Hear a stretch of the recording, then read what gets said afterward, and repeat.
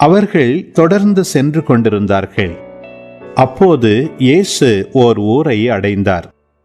அங்கே பெண் ஒருவர் அவரை தம் வீட்டில் வரவேற்றார். அவர் பெயர் மார்த்தா. அவருக்கு மரியா என்னும் சகோதரி ஒருவர் இருந்தார்.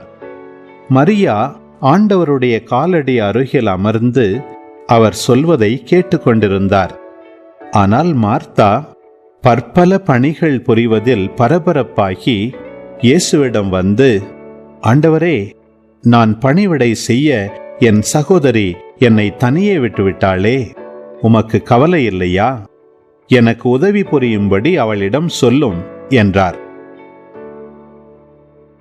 ஆண்டவர் அவரை பார்த்து, மார்த்தா, மார்த்தா, நீ பலவற்றை பற்றி கவலைப்பட்டு கலங்குகிறாய்.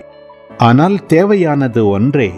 மரியாவோ நல்ல பங்கை தேர்ந்தெடுத்து கொண்டாள். அது அவளிடமிருந்து எடுக்கப்படாது என்றார்.